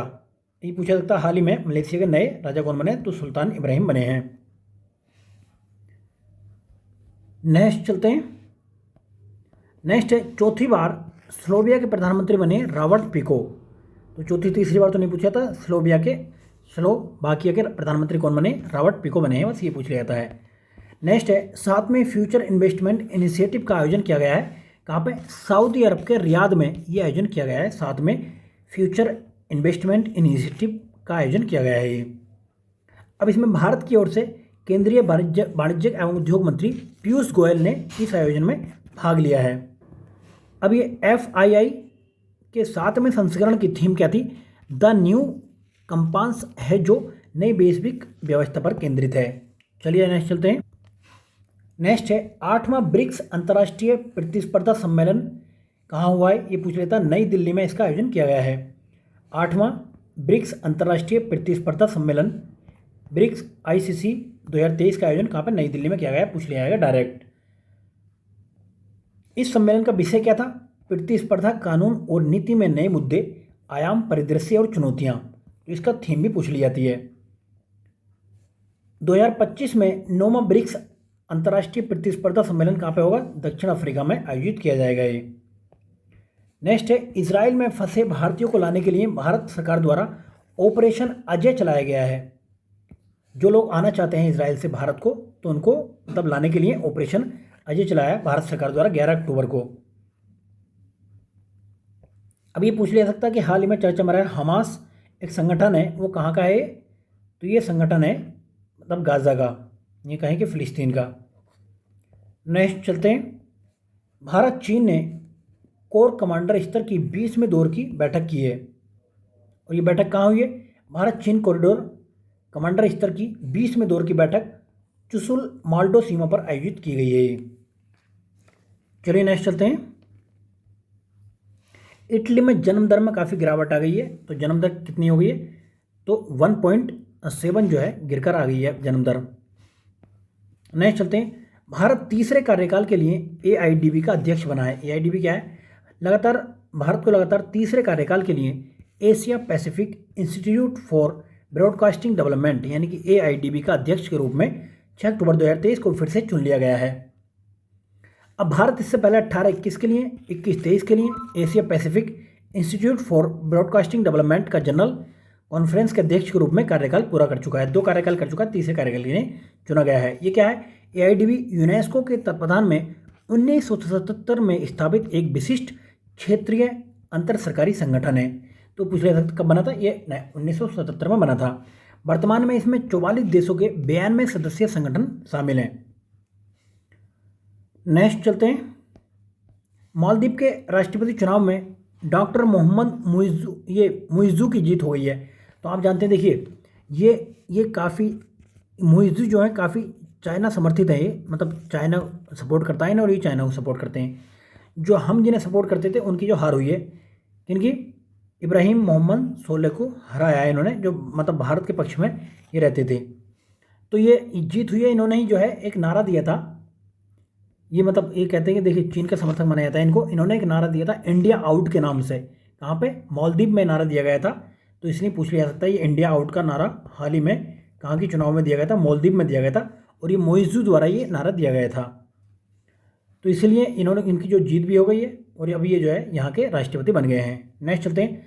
अब विज्ञान और प्रौद्योगिकी से रिलेटेड देख लेते हैं क्या न्यूज़ में रहा है इस महीने की मैगजीन में। तो पहले ये इसमें गगनयान का पहला टेस्ट व्हीकल एवर्ट मिशन यानी कि TVD-1। तो देखिए इसरो ने 21 अक्टूबर 2023 को गगनयान के पहले test vehicle avert mission 1 TVD-1 को आंध्र प्रदेश के श्री हरिकोटा से सफलतापूर्वक प्रक्षेपित किया है। नेक्स्ट चलते हैं। ब्रह्मोस मिसाइल के वायु संस्करण का सफल परीक्षण किया गया है। ये कहाँ पे किया गया? तो लंबी दूरी की हवा से लॉन्च की जाने वाली ब्रह्मोस क्रूज मिसाइल का सफल परीक्षण किया है। यह परीक्षण बंगाल की खाड़ी में किया गया है। ये अभी कहाँ पे किया गया? देखिए BrahMos air launch version missile का परीक्षण ये Su-30 Mk1 फाइटर जेट से किया गया है। इसकी क्षमता कितनी है? 290 किलोमीटर की मारक क्षमता है इसकी। नेक्स्ट चलते हैं। WHO द्वारा मलेरिया की दूसरी वैक्सीन को मंजूरी दे दी गई है। इसका नाम क्या है? R21 मैट्रिक्स M ये जो है इसका नाम है। तो ये किसके लिए? ये मलेरिया की वैक्सीन है ये। चलिए नेक्स्ट चलते हैं। देखिए हम यहाँ पे केवल काम की चीज़ डिस्कस कर रहे हैं। ये ऐसे करके खाली मूली में इसको अंडरलाइन करके आपका वक्त खराब होगा। इसको चाहे तो बिना मतलब में अंडरलाइन करते हैं, लेकिन आपके मतलब का नहीं है वो। जो प्रीलिम्स में पूछा जाता है उसको हम डिस्कस कर रहे हैं। वरना तो मैगजीन आप मार्केट से आओगे, मैगजीन लेके पढ़ लोगे तो कोई फ़ायदा नहीं होगा। मतलब 4 गुना टाइम लगाओगे आप। इससे अच्छा काम की चीज़ें पढ़ लो, देख लो बस। नेक्स्ट एक न्यूज़ है। कुलशेखरापट्टनम इसरो का दूसरा लॉन्च पोर्ट जो बनाया है, ये कहाँ पर है? तो तमिलनाडु के थूथुकुडी जिले के कुलशेखरापट्टनम में दूसरा स्पेस पोर्ट स्थापित कर रहा है इसरो। क्लियर है? कहाँ पे? तो तमिलनाडु में बनाया गया है ये। केंद्रीय मंत्री डॉक्टर जितेंद्र सिंह द्वारा हाल ही में राज्यसभा में जानकारी दी गई है कि हमने जो ये मंजूरी दे दी है इसके बनाने के लिए। ये क्या है? दूसरा स्पेस पोर्ट विशेष रूप से निजी क्षेत्र द्वारा विकसित छोटे उपग्रह प्रक्षेपण वाहनों यानी कि small satellite launch vehicle SSLV के लिए समर्पित हो गए। नेक्स्ट चलते हैं। अब विश्व के पहले पुरुष गर्भरोधक का भारत में क्लिनिकल परीक्षण पूर्ण हो गया है। तो भारतीय आयुर्विज्ञान अनुसंधान परिषद यानी कि ICMR ने पुरुषों के लिए टीके से ली जाने वाली विश्व की पहली गर्भ निरोधक दवा का ये क्लिनिकल परीक्षण पूरा कर लिया है। अब ये पूछ लिया जा सकता है कि हाल ही में कौन से देश द्वारा विश्व में मतलब पहले पुरुष गर्भ निरोधक का मतलब ये क्लिनिकल परीक्षण हुआ? तो भारत इसका आंसर आ जाएगा। चलिए नेक्स्ट चलते हैं। नेक्स्ट है सतत संचालन संदर्भ स्टेशन नेटवर्क के बारे में देख लेते हैं। तो इसमें देखिए केंद्रीय मंत्री जो है राज्य मंत्री जितेंद्र कुमार ने 12 अक्टूबर 2023 को अत्याधुनिक नवीनतम राष्ट्रीय सर्वेक्षण नेटवर्क लॉन्च किया गया है, यानी कि नेशनल सर्वे नेटवर्क लॉन्च किया गया है। तो राष्ट्रव्यापी सतत संचालन संदर्भ नेटवर्क का संचालन भारतीय सर्वेक्षण विभाग द्वारा किया गया है ये। चलिए नेक्स्ट है, तमिलनाडु में तिलापिया पार्बो वायरस संक्रमण का भारत में पहला मामला आया। कहाँ पे? तमिलनाडु में। तमिलनाडु के रानीपेट जिले में बालाजा में स्थित तालाबों में तिलापिया पार्वो वायरस यानी कि TIPV की घटना सामने आई है। तो ये क्या है? देखिए, ये तालाब ये जो है तिलापिया क्या है? ये मीठे पानी में मछली की एक प्रजाति है जो इससे प्रभावित हो रही है वायरस से। इसका पहला मामला आया था 2019 में चाइना में सामने, 2021 में थाईलैंड में आया था ये। भारत तीसरा ऐसा देश है जो TIPV मामले को दर्ज किया गया है यहाँ पे। नेक्स्ट चलते हैं, भारत जो एवियन इन्फ्लुएंजा से मुक्त हो गया है। 13 अक्टूबर 2023 को विश्व पशु स्वास्थ्य संगठन यानी कि WOAH ने पोल्ट्री कंपार्टमेंटों में अत्यधिक रोगजनक एवियन इन्फ्लुएंजा से मुक्ति की भारत की स्व घोषणा को मंजूरी दे दी है। चलिए नेक्स्ट चलते हैं। नेक्स्ट इसमें एक फैक्ट है, पोल्ट्री क्षेत्र भारत के 4 राज्य मतलब कौन से? महाराष्ट्र, तमिलनाडु, उत्तर प्रदेश और छत्तीसगढ़। भारत विश्व में अंडे का तीसरा बड़ा उत्पादक है और पोल्ट्री मांस का 5वां बड़ा उत्पादक देश है। नेक्स्ट चलते हैं, पोर्ट्स टेक्टोनिक प्लेट की खोज की गई है। तो ये पूछा जाता है पोर्ट्स टेक्टोनिक प्लेट कहाँ पर है? तो पश्चिमी प्रशांत महासागर में ये देखी गई है। चलिए नेक्स्ट चलते हैं। नेक्स्ट है, मंगल ग्रह का धूल भरा बवंडर, इसको क्या नाम दिया? डस्ट डेविल इसको नाम दिया गया है। तो नासा ने हाल ही में मंगल ग्रह पर आए धूल भरे बवंडर का वीडियो शेयर किया है। तो इसका देखिए नाम क्या है? डस्ट डेविल इसका नाम दिया गया है। बवंडर को डस्ट डेविल नाम दिया गया है। धूल भरे बवंडर की चौड़ाई लंबाई से आपको कोई मतलब नहीं है। कहाँ पर आया था? मंगल ग्रह पर आया था, बस ये देख लो। चलिए नेक्स्ट चलते हैं। कंपनी अमेजन ने अपना पहला सैटेलाइट लॉन्च किया है।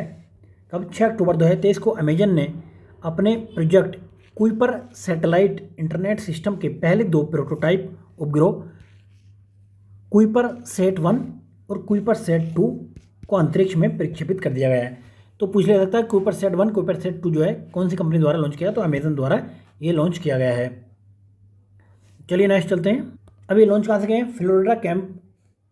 फ्लोरिडा के cap Canaveral space force station से एटलस 5 रॉकेट के जरिए ये जो है प्रक्षेपण किया गया है। नेक्स्ट, ये धरती से करीब 500 किलोमीटर ऊपर स्थित कक्षा में स्थापित किया गया है। नेक्स्ट चलते हैं। गोरी मिसाइल की कौन से देश की है? पाकिस्तान की मिसाइल है। तो देखिए इसका उद्देश्य क्या है? आर्मी स्ट्रेटेजिक फोर्सेस कमांड के परिचालन और तकनीकी का परीक्षण करना है। तो इसकी गोरी की मतलब रेंज कितनी है? 1300 किलोमीटर की इसकी रेंज है। नेक्स्ट चलते हैं। अबाबील भी इसकी है। हथियार प्रणाली का परीक्षण किया पाकिस्तान द्वारा। तो ये उद्देश्य क्या? हथियार प्रणाली के डिजाइन, तकनीकी मापदंडों और प्रदर्शन मूल्यांकनों को पुनः परिभाषित करना था। अबाबील कैसी मिसाइल है? जमीन से जमीन पर मार करने वाली ये मिसाइल है। मध्यम दूरी की बैलिस्टिक मिसाइल है ये। इसकी रेंज कितनी है? अबाबील की रेंज है 2200 किलोमीटर। लंबाई चौड़ाई से इसका भी आपको कोई मतलब नहीं है। अबाबील मिसाइल का प्राथमिक उद्देश्य क्या? भारत के S-400 मिसाइल डिफेंस का सामना करना है। यह मिसाइल परंपरागत और परमाणु हमले करने में सक्षम है। नेक्स्ट चलते हैं। चीन ट्राइडेट से करेगा घोस्ट पार्टिकल की खोज। तो चीन विश्व का सबसे बड़ा अंडर वाटर टेलीस्कोप ट्राइडेंट, ये पूछ लिया जा सकता है, हाल ही में चर्चा में रहा। ट्राइडेंट क्या है? तो ये अंडर वाटर टेलीस्कोप है चाइना का, तो बना रहा है। यह टेलीस्कोप पानी के अंदर मौजूद घोस्ट पार्टिकल की खोज करेगा। चलिए नेक्स्ट चलते हैं। अभी तक का सबसे शक्तिशाली जो घोस्ट ये पार्टिकल डिटेक्टर था वो अंटार्कटिका में था। नेक्स्ट है, साइबर भौतिकी प्रणालियों में प्रौद्योगिकी नवाचार पर राष्ट्रीय कार्यशाला का आयोजन किया गया है। कहाँ पे? कानपुर में आयोजन हुआ है ये। इसकी दूसरी बैठक कहाँ पे हुई थी? ये हुई थी दिल्ली में, जबकि पहली हुई थी कहाँ पे? ये तीसरी बैठक है जो कानपुर में हुई है। तो पहली बैठक हुई थी IIT मद्रास में। नेक्स्ट चलते हैं। देखिए IIT कानपुर में स्थित C3I हब भारत में अपनी तरह का पहला साइबर सुरक्षा केंद्र है। नेक्स्ट चलते हैं, तीसरा स्टील्थ डिस्ट्रॉयर आईएनएस इम्फॉल। तो हुआ क्या है कि Mazagon dock ship builders limited द्वारा निर्मित प्रोजेक्ट, ये कौन से प्रोजेक्ट के तहत, 15B के तहत तीसरा स्टील्थ डिस्ट्रॉयर यानी कि आईएनएस इम्फाल को भारतीय नौसेना को सौंप दिया गया है। अब इसकी देखिए, ये जहाज भारत में निर्मित सबसे बड़ा विध्वंसक जहाज़ों में से एक है, जिसकी कुल लंबाई चौड़ाई से आपको कोई मतलब नहीं है। इम्फाल एक निर्देशित मिसाइल विध्वंसक है जो पिछले दशक में कमीशन किए गए कोलकाता श्रेणी प्रोजेक्ट 15A के विध्वंसक की में अनुभूति है। अब इसके तहत प्रोजेक्ट 15B के तहत 4 गाइडेड मिसाइल विध्वंसक तैयार किए जाने थे। एक तो विशाखापट्टनम, मोरमागुआ, इम्फाल और सूरत। ये तो ये कौन सा, तीसरे नंबर का है ये। नेक्स्ट चलते हैं, अब पर्यावरण और पारिस्थितिकी से देख लेते हैं क्या क्या चर्चा में रहा। तमिलनाडु में नीलगिरी संरक्षण की परियोजना लाई गई है। तो पूछ सकता है हाल ही में कौन सी सरकार द्वारा नीलगिरी संरक्षण के लिए लाया गया है परियोजना। तो तमिलनाडु सरकार ने अपने राजकीय पशु नीलगिरी तहर यानी कि बकरी की एक प्रजाति है, इस संरक्षण के लिए 12 अक्टूबर 2023 को महत्वाकांक्षी कार्यक्रम नीलगिरी तहर परियोजना शुरू की है। चलिए नेक्स्ट चलते हैं। देखिए, नीलगिरी एक पश्चिमी घाट की लुप्त प्राय प्रजाति है। नीलगिरी का तहर का उल्लेख संगम तमिल साहित्य में भी किया गया है। नेक्स्ट देखते हैं, ग्रीन वॉर रूम कार्यक्रम कहाँ पे, ये दिल्ली सरकार द्वारा लाया गया है। प्रदूषण के खिलाफ लड़ाई में एक महत्वपूर्ण यह है, तो हमने देख लिया था। ग्रीन वॉर रूम की शुरुआत कब की थी, 2020 में इसकी शुरुआत की गई थी। इसमें अत्याधुनिक वायु गुणवत्ता निगरानी उपकरण मौजूद हैं। इसमें वैज्ञानिकों और डाटा विश्लेषकों समेत विशेषज्ञों का एक दल काम करता है। और साथ ही इसमें क्या है, इसमें देखिए एकीकृत मंच है जिसमें 28 सरकारी विभागों को जोड़ता है और नागरिकों को ग्रीन दिल्ली ऐप के माध्यम से प्रदूषण से संबंधित शिकायतों की रिपोर्ट करने की अनुमति देता है। अभी आपने देखा हो दिल्ली में कितनी बेकार हालत है, अभी कितने मतलब खतरनाक सिचुएशन है कि मतलब जो भी जिन्हें सांस लेने में दिक्कत होती है वो सांस नहीं ले पा रहे हैं अभी सही तरीके से। चलिए नेक्स्ट चलते हैं।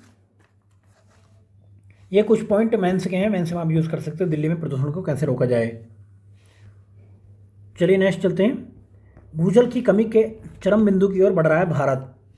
तो रिपोर्ट किसने, संयुक्त राष्ट्र ने अपनी इंटरकनेक्टेड डिजास्टर रिस्क रिपोर्ट में बताया कि भारत तेजी से भूजल की कमी के चरम बिंदु की ओर बढ़ रहा है। तो कहने का मतलब ये है यहाँ पे कि ये पूछा जा सकता है कि इंटरकनेक्टेड डिजास्टर रिस्क रिपोर्ट मतलब किसने जारी की है, तो संयुक्त राष्ट्र द्वारा निकाली गई है। एक फैक्ट हो रहा है यहाँ पे काम का, विश्व में सबसे अधिक भूजल का प्रयोग भारत में किया जाता है। यह अमेरिका और चाइना दोनों के कुल प्रयोग से भी ज़्यादा है। नेक्स्ट चलते हैं, जलवायु परिवर्तन पर डकार घोषणा। डकार वो खाना खाने के बाद जो आती है वो नहीं, ये डकार घोषणा है। ये पूछा सकता है किससे रिलेटेड है, जलवायु परिवर्तन से रिलेटेड है। विश्व के 46 सबसे कम विकसित देशों यानी कि LDC का प्रतिनिधित्व करने वाले मंत्रियों ने संयुक्त रूप से जलवायु परिवर्तन पर डकार घोषणा पत्र 2023 जारी किया है।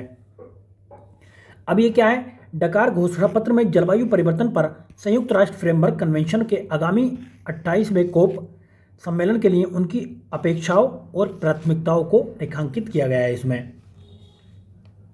अब ये कोप 28 कहाँ पे होगा, तो संयुक्त अरब अमीरात के दुबई में आयोजन किया ना 30 नवंबर से दिसंबर 2023 तक आयोजन होगा इसका कोप 28 का। चलिए नेक्स्ट चलते हैं।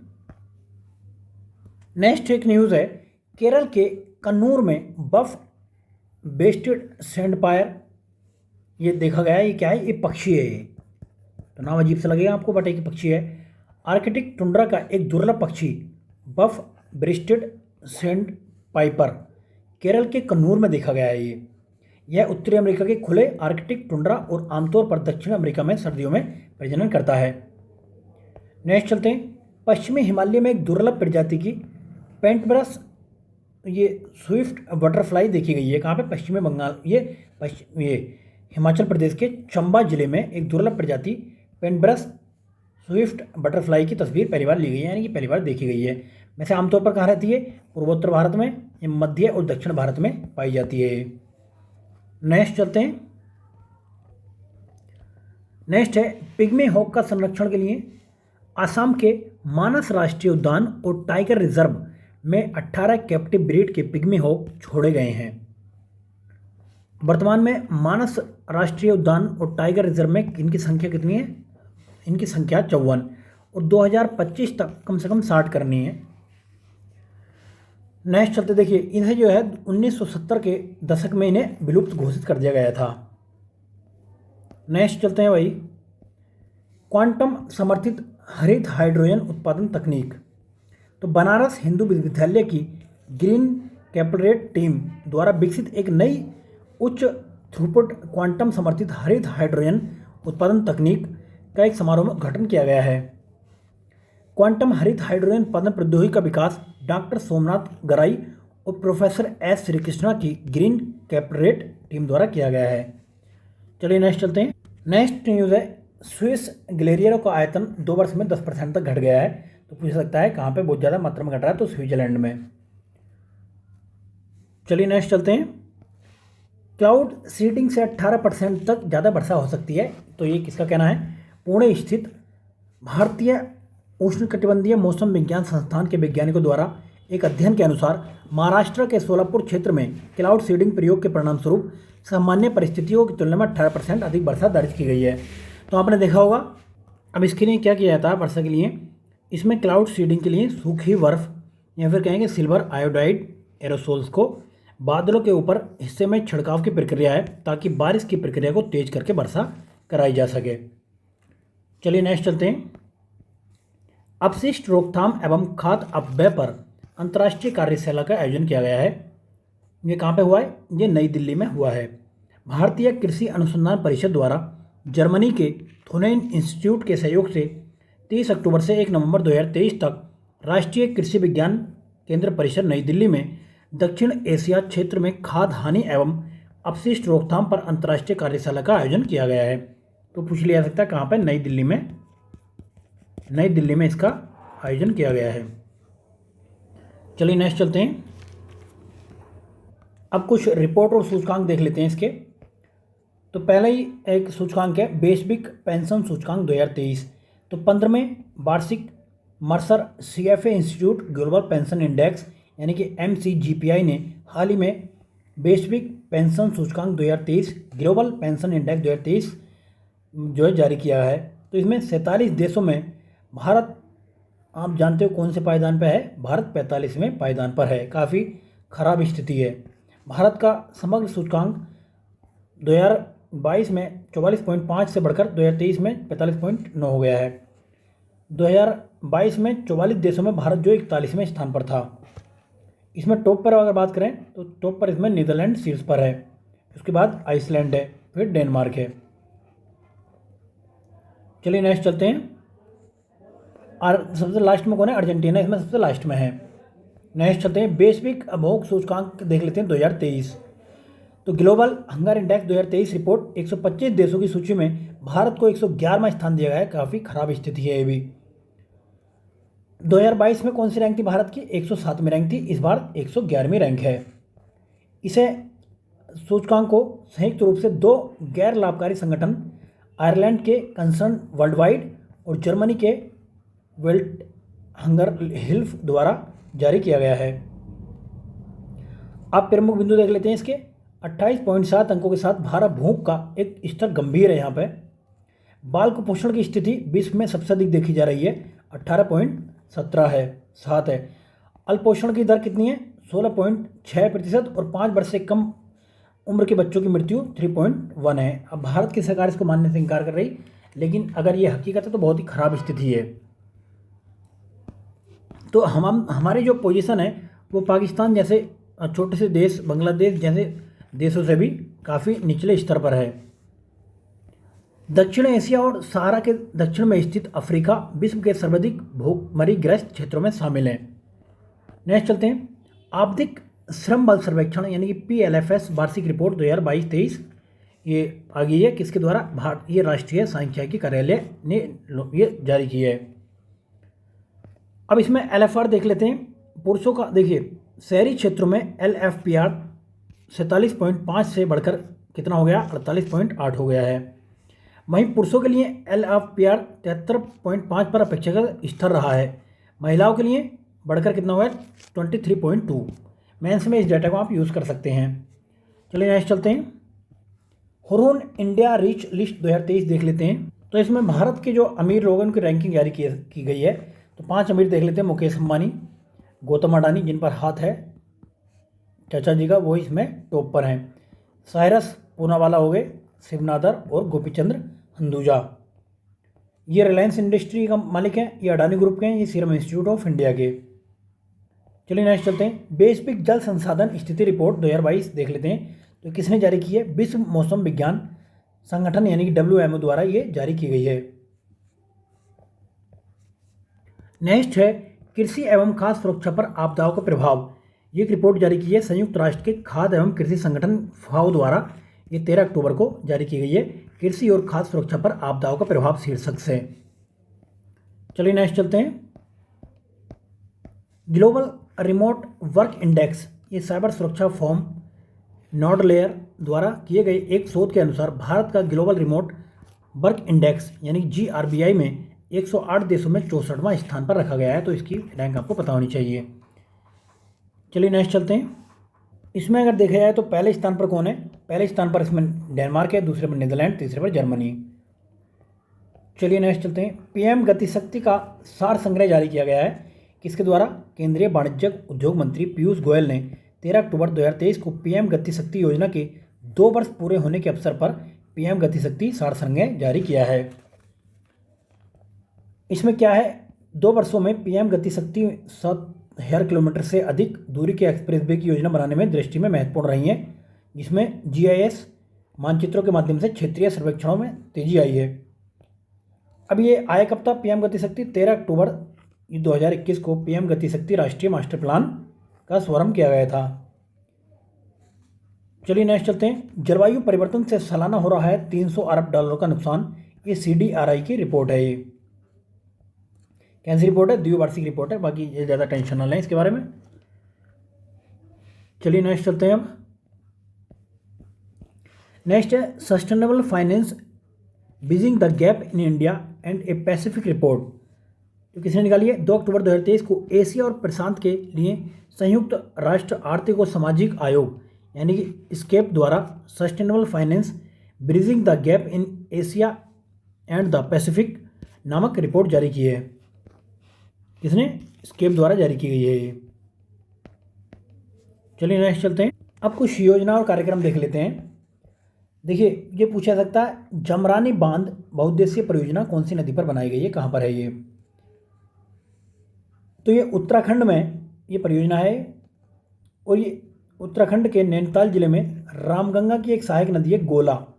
तो उस पर जमरानी गांव के निकट एक बांध बनाया गया है, तो उसका नाम जो है इसलिए उसका नाम पड़ गया है जमरानी बांध। नेक्स्ट चलते हैं। प्रोजेक्ट उद्भव क्या है?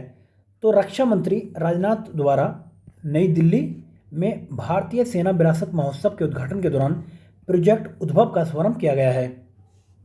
तो ये है क्या प्रोजेक्ट उद्भव? ये भारतीय थल सेना और United service institution of India के बीच एक सहयोगात्मक पहल है। उद्देश्य क्या है इसका? आधुनिक सुरक्षा चुनौतियों से निपटने के लिए एक अद्वितीय और समग्र दृष्टिकोण तैयार करते हुए समकालीन सैन्य प्रथाओं के तहत के साथ प्राचीन ज्ञान का उपयोग करना है इसमें। नेक्स्ट चलते हैं। PM स्वनिधि योजना के अंतर्गत 50 लाख स्ट्रीट वेंडर को शामिल अब तक किए जा चुके हैं।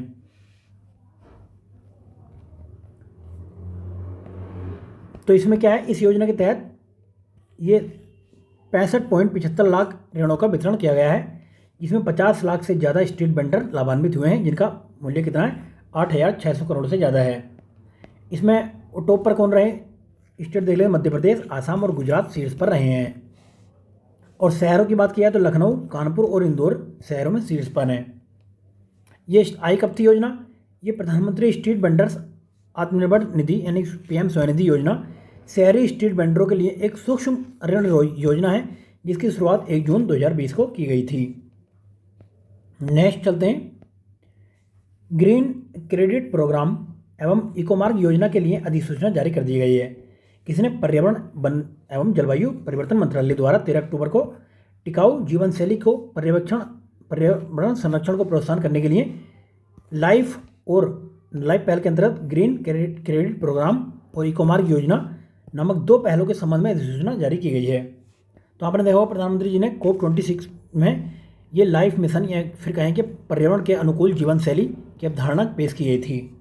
नेक्स्ट चलते हैं सुपर पावर रिटेलर प्रोग्राम। देखिए कौशल विकास और उद्यमिता मंत्रालय के तहत कार्यरत राष्ट्रीय कौशल विकास निगम यानी कि NSDC ने सुपर पावर रिटेलर प्रोग्राम शुरू करने के लिए 15 अक्टूबर 2023 को कोका कोला इंडिया के साथ समझौता किया है। तो पूछा सकता है किसके साथ समझौता हुआ है। नेक्स्ट चलते हैं, नेक्स्ट है कस्तूरी कॉटन भारत पहल। तो ये कब लाई गई है? ये लाई गई 21 अक्टूबर 2023 को वैश्विक बाजार में भारतीय कपास की प्रतिस्पर्धात्मक बढ़ाने के लिए एक पहल लाई है। कस्तूरी कॉटन भारत की वेबसाइट ये लॉन्च की गई है। अब इसमें 7 अक्टूबर 2023 को कपड़ा मंत्रालय ने कपास के कस्तूरी कॉटन भारत ब्रांड की घोषणा की थी। नेक्स्ट है सघन मिशन इंद्रधनुष 5.0 का तीसरा संस्करण ये जारी किया गया है। तो सघन मिशन इंद्रधनुष 5.0 IMI 5.0 के तीसरे चरण को 9 से 14 अक्टूबर 2023 के दौरान संचालित किया गया है। ये क्या है? यह सुनिश्चित करना है कि टीकाकरण सेवाएं देश भर में छूटे हुए बच्चों और गर्भवती महिलाओं को मिलें। नेक्स्ट चलते हैं, नेक्स्ट है बैंकिंग, वित्तीय सेवाएं और बीमा से रिलेटेड देख लेते हैं। RBI ने निजी बैंकों को न्यूनतम 2 पूर्णकालिक निदेशक रखने का निर्देश दिया है। किसने? RBI द्वारा। तो उद्देश्य क्या है इसका? भारतीय रिजर्व बैंक ने 25 अक्टूबर 2023 को इन बैंकों से कम 2 पूर्णकालिक सदस्य नियुक्त करने का निर्देश दिया था। चलिए नेक्स्ट चलते हैं, कोटक बैंक को सोनाटा फाइनेंस के अधिग्रहण हेतु RBI की मंजूरी मिल गई है। अब ये जो है RBI ने सोनाटा में जारी किए गए शेयर पूंजी और चुकता पूंजी के 100% हिस्सेदारी के अधिग्रहण की मंजूरी दे दी गई है। चलिए नेक्स्ट है, स्लाइस का north east smile finance bank के साथ में विलय कर दिया गया है। स्लाइस का अभी क्या है? ये एक फिनटेक कंपनी है, स्टार्टअप है स्लाइस के असम के नॉर्थ ईस्ट स्माइल ये फाइनेंस बैंक के साथ में विलय की मंजूरी दे दी गई है। नेक्स्ट चलते हैं, RBI ने पेटीएम पेमेंट बैंक पर जुर्माना लगाया। कितने का लगाया था? तो KYC नियमों का उल्लंघन की वजह से 5.39 करोड़ का जुर्माना लगाया गया था। नेक्स्ट है, क्षेत्रीय ग्रामीण बैंकों की थोक जमा सीमा में संशोधन किया गया है। अब थोक जमा कितनी हो सकती है? इसमें 15 लाख रुपए से बढ़ाकर 1 करोड़ रुपए करने का निर्णय लिया गया है। वहीं पर अगर बात की जाए लघु वित्तीय बैंकों के लिए 2 करोड़ रुपए और उससे अधिक की एकल रुपए समयावधि जमा की सीमा को भी मतलब अपरिवर्तित इसमें रखा गया है। चलिए नेक्स्ट चलते हैं, उद्योग और व्यवसाय से रिलेटेड देख लेते हैं। भारत में अब टाटा ग्रुप बनाएगा आईफोन। तो ताइवान में स्थित इलेक्ट्रॉनिक निर्माता कंपनी आईफोन मैन्युफैक्चरिंग बिस्ट्रॉन के बोर्ड ने टाटा समूह को $12.5 करोड़ में भारतीय इकाई बेचने के हाल ही में मंजूरी दे दी गई है। अब ये जो है टाटा समूह भारत में आईफोन बनाएगा। नेक्स्ट चलते हैं, इरकॉन और राइट्स लिमिटेड को नवरत्न का दर्जा दे दिया गया है। किसने? वित्त मंत्रालय ने 12 अक्टूबर 2023 को रेलवे से जुड़ी 2 कंपनियां राइट्स लिमिटेड और इरकॉन को नवरत्न का दर्जा दे दिया गया। अब नवरत्न कंपनी होगी भारत में 16। चलिए नेक्स्ट चलते हैं, सुहाना एनर्जी द्वारा रिलायंस नेवल एंड इंजीनियरिंग के अधिग्रहण हेतु अग्रिम भुगतान हुआ है। नेक्स्ट है, DPIIT एवं गति शक्ति विश्वविद्यालय के मध्य सहयोग। उद्योग एवं आंतरिक व्यापार संवर्धन विभाग DPIIT तथा गति शक्ति विश्वविद्यालय ने 4 अक्टूबर 2023 को भारत के बुनियादी ढांचे और लॉजिस्टिक क्षेत्रों के विकास को बढ़ावा देने के लिए एक समझौते पर हस्ताक्षर किए हैं। नेक्स्ट है, भारत में ऑटोमोबाइल उद्योग की क्षमता पर एक रिपोर्ट आई है। रिपोर्ट किसने निकाली है? प्रबंधन परामर्श फर्म RCD लिटिल ने अपनी एक रिपोर्ट में कहा है कि भारत में 2035 तक ग्लोबल ऑटो हब बनने की क्षमता है। नेक्स्ट चलते हैं, REC ने सुगम REC मोबाइल ऐप लॉन्च किया गया है। तो क्या है? ऊर्जा मंत्रालय के अंतर्गत केंद्रीय सार्वजनिक क्षेत्र उपक्रम की महारथन कंपनी है ग्रामीण विद्युतीकरण निगम लिमिटेड, इसे REC के नाम से भी जाना जाता है। तो इसने सुगम REC नामक एक मोबाइल एप्लीकेशन लॉन्च किया है। तो सुगम REC नामक एक मोबाइल ऐप निवेशकों को REC 54 EC बॉन्ड में उनके निवेश को पूरा विवरण प्रदान करेगा ये। चलिए नेक्स्ट चलते हैं। अब इसकी स्थापना कब हुई थी REC की? तो 1969 में स्थापना हुई थी। अब ये देखिए, बाकी एक ही वीडियो में कवर करना सही नहीं है, बाकी ये सार संक्षेप रह गया, या जो भी खेल से रिलेटेड रह गया, ये जो पेपर हुए हैं RPSC के सॉरी जो भी पेपर हुए हैं, बिहार का पेपर हुआ, कोई भी पेपर हुआ, जो चीज़ें रह गई हैं वो हम कल की क्लास में उसको डिस्कस करेंगे। तो ज़्यादा लंबी वीडियो मतलब ये लगता है कि ज़्यादा लोग परेशान हो जाते हैं फिर एक ही क्लास में देखने में। ठीक है फ्रेंड, बहुत बहुत धन्यवाद वीडियो देखने के लिए। जिन दोस्तों ने अभी चैनल को सब्सक्राइब नहीं किया, चैनल को सब्सक्राइब करें और दोस्तों में लिंक भी शेयर करें। तो ये वीडियो कल तक दूसरी क्लास आपको मिल जाएगी, उससे पूरे महीने की करंट आपका कवर हो जाएगा। ठीक है फ्रेंड्स, बहुत बहुत धन्यवाद। Okay, bye bye.